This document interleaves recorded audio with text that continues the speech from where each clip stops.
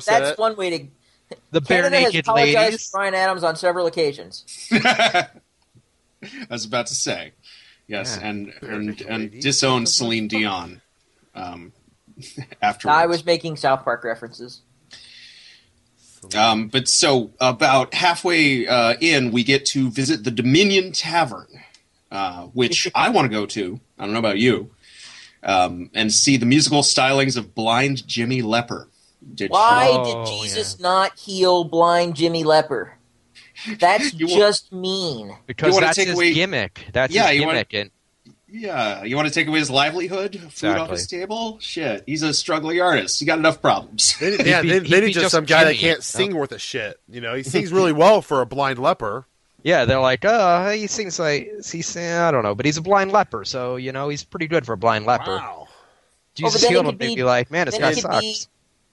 By the way, Johnny, former blind Jimmy Leper, formerly blind, former blind, yeah. Johnny Vegas, and his name is actually Johnny Vegas, and he appeared as himself in this movie. Awesome. Must have been a stretch.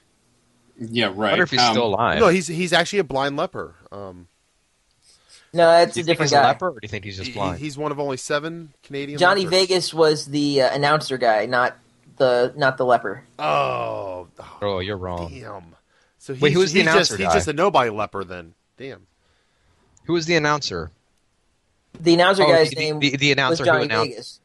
Okay, so Johnny Vegas introduced the blind leper. Yeah. Yes. So who's the blind leper? Blind Jimmy Leper. The guy doing the scat about Star Wars. Blind Jimmy Leper. Who's on first? Yeah, I don't know. I want to see him live. I hear second? it's great. But no. So El Santo, you guys. What is your history with Mexico's greatest folk hero? Luchadora. He's a wrestler. He did tons and tons of movies. They're all pretty equally terrible. He's a real. I will fight you on that statement, sir. Movie. I didn't say they weren't enjoyable. I just said they're terrible.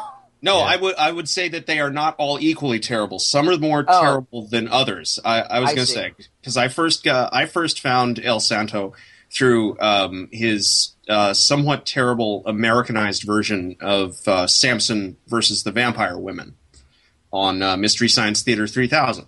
Gotcha. I like him. I like him. I respect him. I don't think I'm going to watch any of his movies.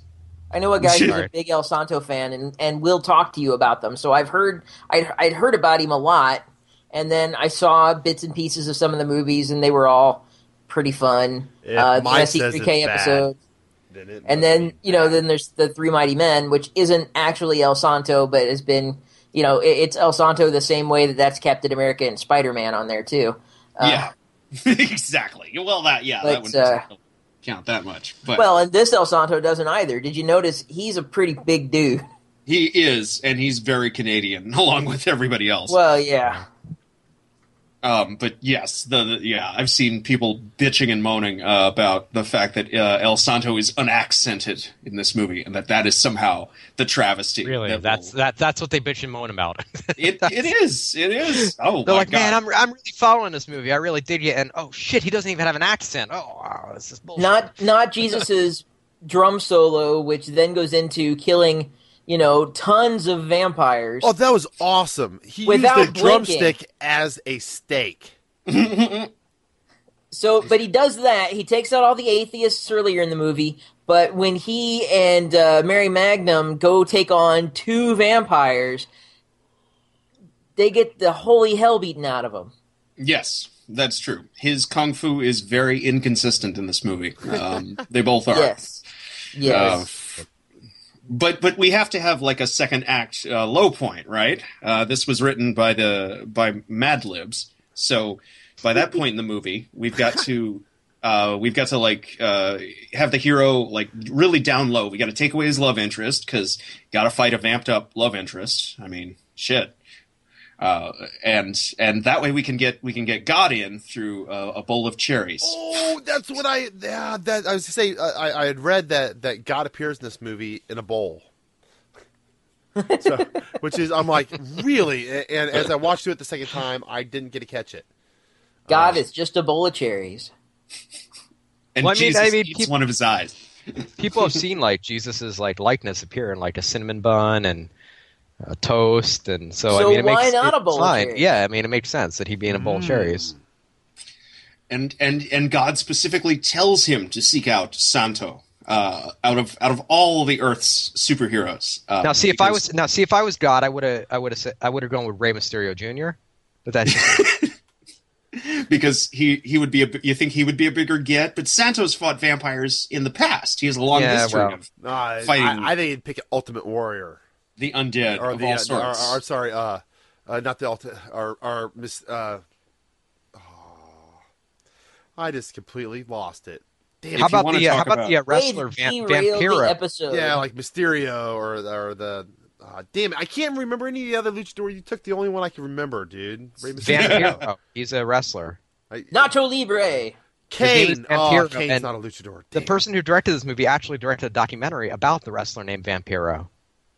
That's true. He did. Yeah, and so that's very Vampiro documentary on the extra, because they just finished it at the time. I kind of Vampiro. Yeah, wow, I kind of. He's actually connected to Insane Clown Posse. He was going to be on the record until he had a throat injury. What? He was actually on a couple throat songs injury. of theirs. Yes, because he was a horrible, horrible rapper. So somebody punched him in the throat. I'd be my guess. like, oh, you just violated your contract, bitch. Or, I don't know. Tends to happen to most of the Insane Clown posse. But with. My favorite thing was when Jesus breathes into a vampire's face, and we flash cut back to him paying the extra 50 cents to the shawarma people for the extra garlic sauce. That was so much fun. And let's just point out, they beat Avengers to shawarma by like 10 years. No shit, right? Because they had it. I was just saying, I was like, man, that sounds familiar. Shawarma. Yep. It's basically a gyro, yeah. Right. From Avengers. So during the break, I was talking to Mike about this movie, and he said he liked it straight off the bat. Now, I did not like this movie at all the first time I watched it. I hated it. I watched it. How did you feel about this? I watched it for the first time last night, and you liked it? Oh no, I turned it off. I was just like, what in the? I mean, because all right, here's the way it's been, Mr. Dunn. Here's the way it's been. Mike has picked some awesome fucking movies, right? Hell yeah. And then he just lost it. It just threw it all. He spun out of control, like a storm took off his tail fin, and he was just, just anyway. Superman was nowhere. And so I knew just from looking at the cover of the Blu-ray that I was like, all right, this isn't gonna be, a normal shiny Hollywood movie, which I'm fine with. Mm-hmm. But it was rough, and I tried watching it, and I kept finding whatever excuse I could find not to watch it and to do something else, and then I finally turned it off. But I watched it again tonight, and knowing I'm like, I have to digest this. I have to be able to talk about it. So I have to at least be able to fake it, right? Well, can we all agree that this is not the best paced movie in the world? That goes without saying. Yeah. No, this but is not well paced. It kind of drags at pacing points. is what this Once is. you figure out that you like it, right? That their jokes you find humorous, then you can kind of put up with that. Like it just keeps surprising you, and you keep chuckling. And you just fast forward through the bad shit. Yeah, it's like a porn, just exactly. Just like straight porn. to the kung fu. Just like porn. Except in the universe of all bad shit, I mean, this is remarkably slick for the kind of production that it is. I mean, I've seen straight-to-video movies that make this thing look like The Flash. This is, it's leisurely pacing. Is that a good analogy, or is that a good comparison or not? Compared to The Flash? That's a good thing. No, that's a good thing because this is, I would say, this is what I call a good bad movie. This is a bad movie I would readily recommend to like everyone. This movie had me from The Flash. If you compare this to The Flash as being a good bad movie, I guess I haven't seen The Flash. Oh no, not you're taking me too literally. Okay. But never mind. No, this movie had me from the narrator guy at the very beginning. Rob Zombie. It was Evan Almighty. But it had me from right at the beginning, and then I wasn't sure for a little bit, and then came the bit in the musical number, if you show me yours, I'll show you mine, and then the stigmata appear, and I was like, I was I'm totally in. I was disappointed that there weren't more musical numbers like that. It was incredibly clever. It was, but I just don't feel like it keeps up the pace it does from the very beginning. It takes some balls to make a movie like this and put a lot of singing and dancing in it, because then it just really, really narrows down your demographic. Well, once you call it Jesus Christ Vampire Hunter, you might as well make it a musical, because... Yeah, well, the people that are going to watch the movie are going to watch the movie anyway. And a lot. They're not going to go, Jesus Christ Vampire Hunter, oh, I got to see this. Oh, wait, it's a musical. I mean, for all intents, they should have made it a porno, too, because it didn't really matter at this point. They should have just thrown everything in. Oh, this movie's just so unbelievable. Yeah, not one of these. Yeah, not one of these lesbians make out with each other. Oh wait, they do. Oh, they kind of do a little. Mm-hmm. There's a gag in here besides the Jeep gag, but a gag that I found fucking hilarious was when he goes to get stakes for the vampires, and he's carrying around just this arm of wood. Right, he goes out of his way to get these special stakes, and it's just an armload of wood, right? And he just keeps carrying and then he goes through a couple scenes with this. Hey, hang on, back up a second. I love when the priest gives him money. He says, "Here, it's yours anyway." Says, "I'm going to need money for wood to make stakes." I'm like, and he says it's from the offering. I don't know. It's going to you anyway. I laughed. I have to stop every time because that makes me laugh. Every time. Sorry. Anyway, go on, Louie. Oh no! He's carrying around the wood for a couple scenes. Yeah, it's just those little things like that just, I don't know. It just makes this movie so. Or when El Santo bites through the rope. Just yes, just what is the word I'm looking for? Not even humble.